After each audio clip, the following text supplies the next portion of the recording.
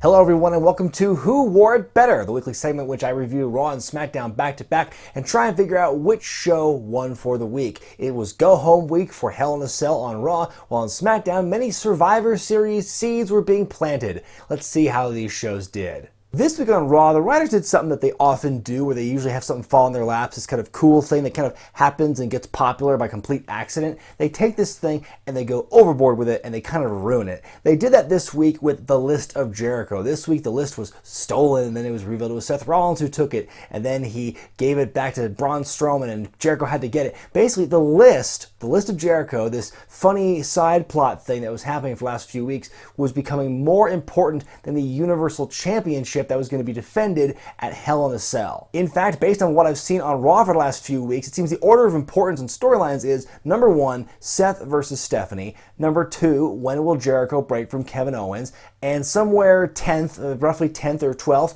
is the Universal Championship. The list is fun, the list is over, they've made a shirt about the list now, but now it's just gotten to the point where they took the list, which was a funny little thing, and now they've made it bigger than the championship. It just, to me, it's kind of a poor writing choice. We'll get to the main event stuff in a little bit, but first let's talk about the first official match, Enzo versus Carl Anderson. Apparently these two teams are going to be fighting at Hell in a Cell, but I don't know why we should care when this whole segment just kind of killed Anderson and Gallows more than they were already dead. They cut Enzo's mic, making a weird sound that microphones don't make when you turn them off.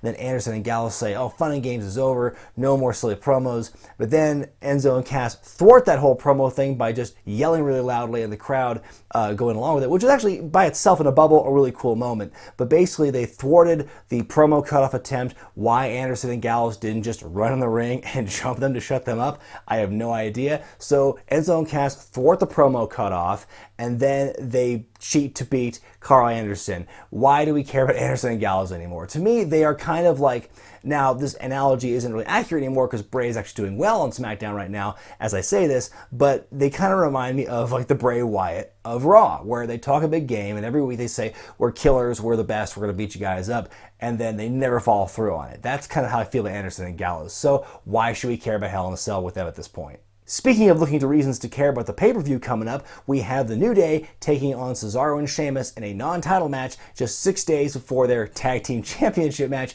at the pay-per-view. Again, it's one of those things where why would you give away a match like that so soon, so buttoned up, so close? I could even forgive it if there was a 2-week span, but to have it the very show before the pay-per-view, to me that just seems like they're hot-shotting it almost. They're almost giving away the finish to next week. And in case in point, it was a really fun match that these guys had. I loved the spot where Kofi was vaulted over the top rope and he just eats a massive European uppercut on the outside by Cesaro, and then Sheamus actually picks up the win with a brogue kick. That was a really cool finishing sequence. The hot tag between Cesaro and Kofi. I loved that whole sequence they did.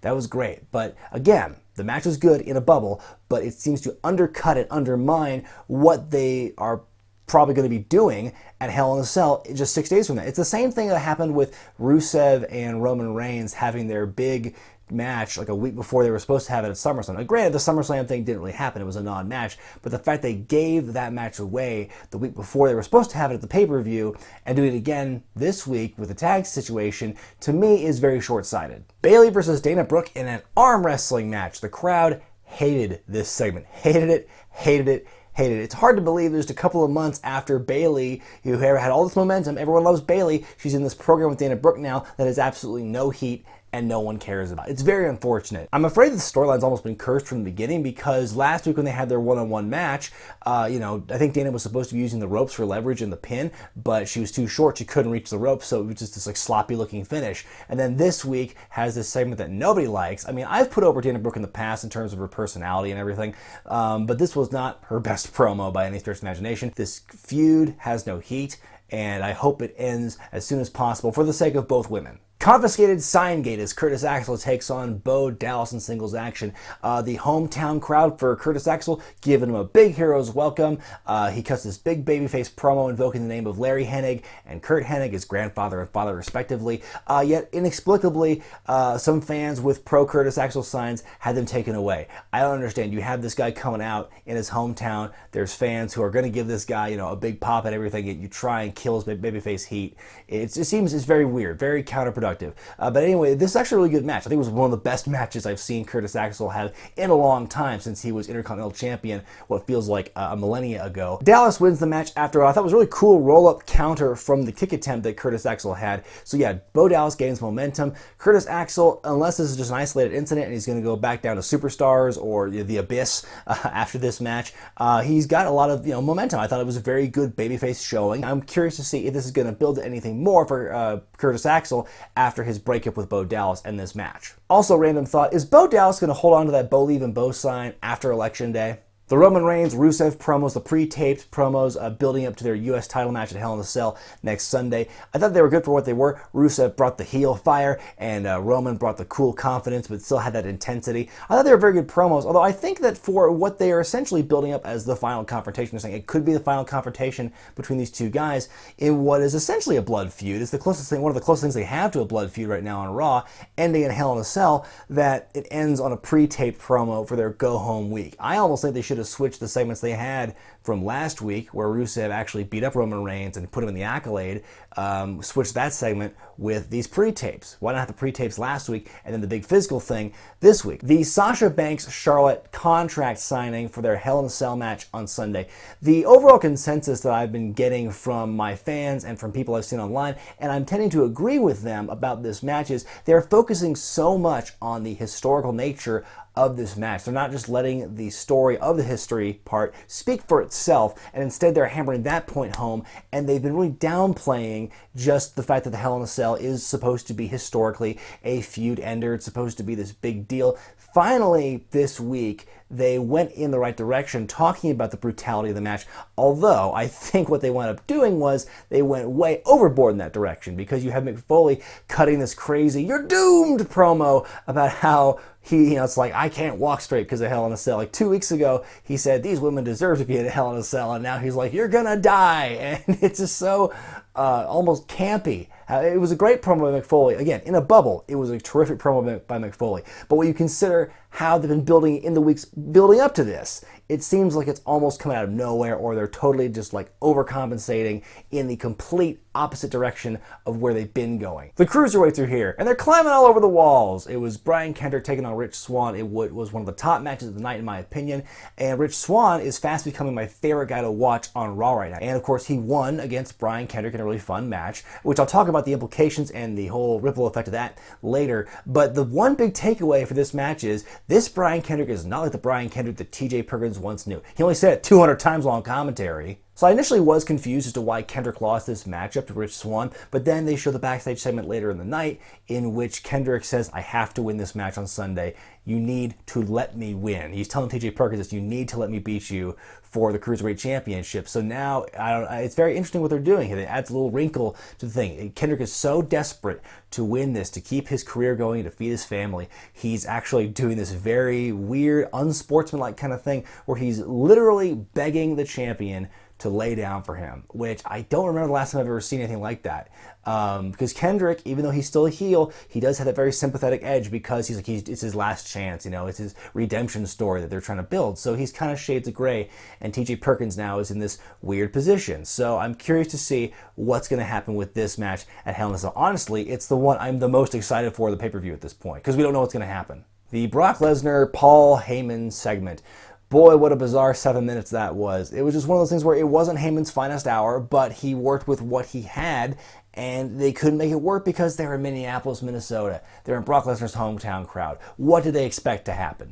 To boo him? Between them thinking that Minneapolis fans wouldn't cheer one hometown hero, and that thinking that they shouldn't bring signs for another hometown hero, I just don't understand the mindset of the writers and Vince McMahon going into this week. And there's one little subtle thing here, and I'm not sure if this was intentional or not, but you could tell Heyman was stuttering and stammering in his promo. That wasn't by accident, and it certainly wasn't by nerves, by external forces. I do believe that he was trying to sell the fact that, he was genuinely concerned about Goldberg attacking Brock Lesnar. So I think, had things gone according to plan, I think that was a very good, interesting character development. I don't think that was accidental, that stammering. All I could think about during this segment was, boy, I wonder how much money Brock Lesnar got paid to stand there for 5 minutes and smirk.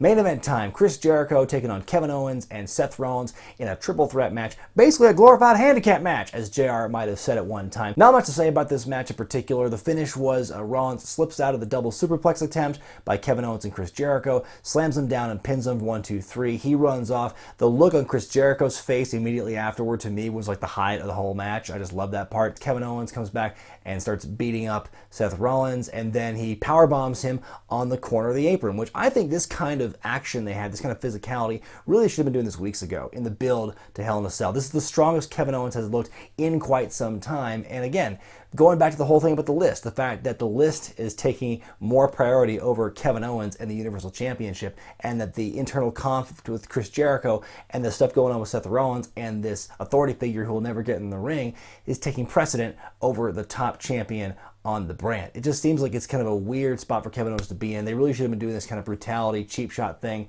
several weeks ago, in my opinion. SmackDown kicks off this week with a no DQ match between Bray Wyatt and Kane. SmackDown this week was bookended by two matches that we've seen a lot in recent weeks. There's Bray Wyatt and Kane. We've seen that a lot lately, I feel like. And then Dean Ambrose and AJ Styles. We've seen that a few times already. The action gets wild early on. They go to the outside. A wild Luke Harper appears. Then Randy Orton comes out near the end. You think he's going to save the day and even the odds and help Kane out, but out of nowhere, and this is a genuine shock, he gives the RKO to Kane and lets Bray Wyatt win the match. Then I thought it was funny that it was Orton's music playing at the end and not Bray Wyatt's, but no, I think the whole issue of Randy Orton coming out of nowhere and turning heel essentially against Kane, or so you would think, is very interesting. And then his promo later on in the night, if you can't beat them, join them. I thought that was a little odd because history has shown you can beat Bray Wyatt. You've only had a bad couple of weeks, Randy, so I don't understand that. But anyway, there you go. It's confirmed. Randy Orton is the new Sister Abigail. The Becky Lynch, Alexa Bliss promo early on in the show to me was like one of the biggest highlights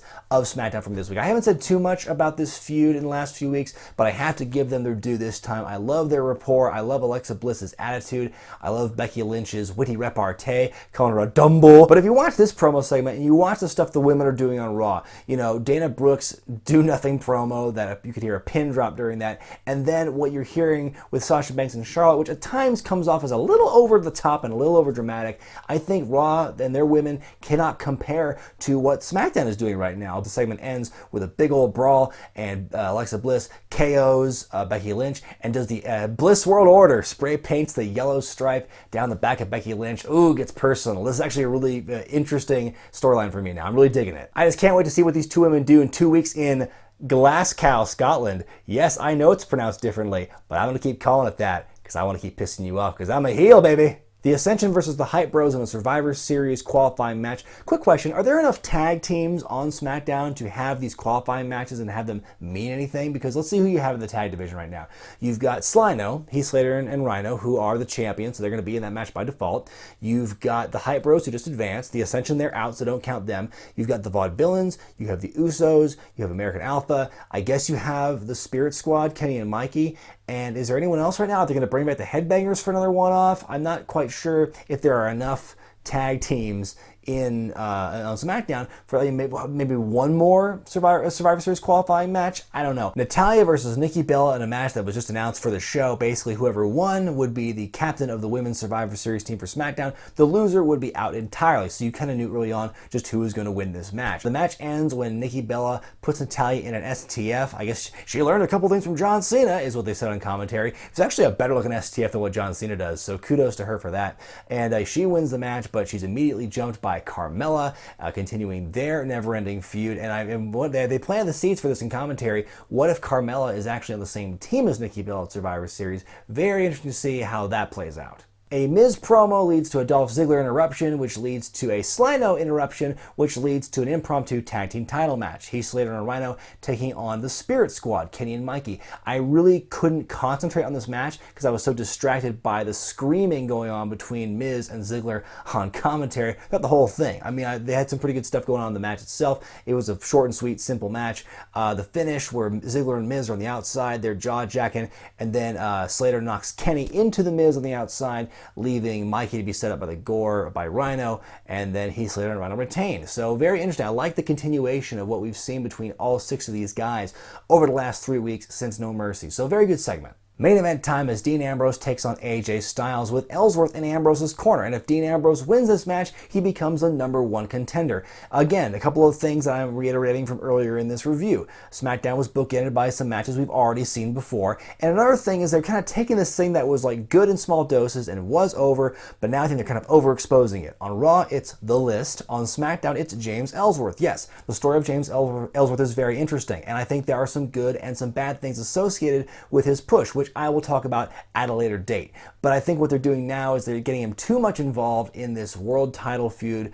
between Dean Ambrose and Styles. To me, it almost feels kind of like, in a weird way, it's kind of like when Eugene was the third wheel in the Chris Benoit Triple H feud for the world title on Raw many, many years ago. Obviously, there's a lot of differences between like Ellsworth and Eugene, but they're treated almost the same in terms of like the commentary perception. But at the end, the match is good for what it was. Like I've said, Ambrose and Styles, we've seen these guys wrestle before, but it was still a good match. The snap suplex on the apron I thought was a crazy spot.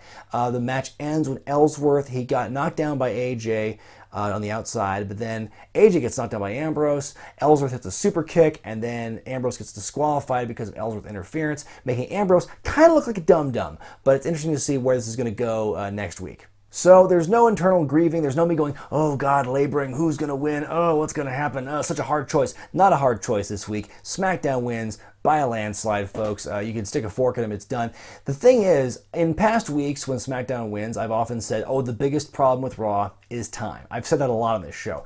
But for me this week, Raw didn't lose because of time. It lost just because it was not a very good show. Even if you distilled everything into like a Hulu-sized version to make it 90 minutes or 2 hours, it still can't compare to what SmackDown was doing. For the go-home show leading into this big triple main event Hell in a Cell pay-per-view, I wasn't really psyched for a lot of the stuff because we saw things that, kind of undercut what you're trying to build for this pay-per-view. You saw Anderson and Gallows made to look like chumps. You saw what we're going to see already in the tag team match with Cesaro and Sheamus against the New Day. You're going to repeat that whole thing. What are you going to do? Change up the combination of the New Day? Put Xavier Woods in instead of Big E or Kofi? That's not going to be a huge change. Then you have the list of Jericho taking precedent over the Universal Championship match. You still have this whole thing with Stephanie McMahon. Is she a heel? Is she a babyface? Is she anti-Rollins? Is she like in cahoots with Triple H about Kevin Owens? What's the deal? It's just so muddled and confusing. For your go-home show, this was not a very good showing overall. SmackDown, on the other hand, SmackDown still has some problems. For one, I still hate the robotic interview lady backstage, Charlie, whatever her name is. Still can't stand her.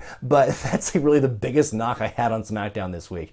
I think the whole thing with Orton hitting Kane with the RKO was very intriguing. If you can't beat him, join him. What does that mean?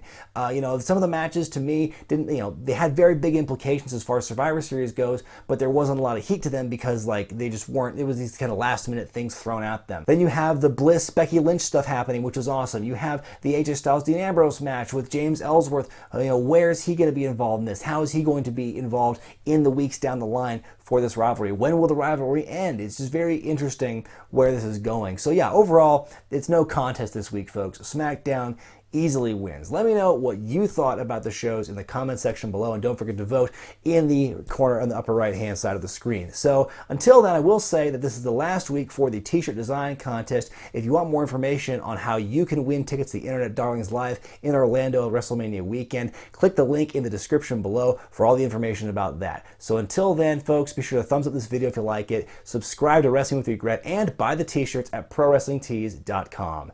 I'm Brian Zane, and I'll see you next time.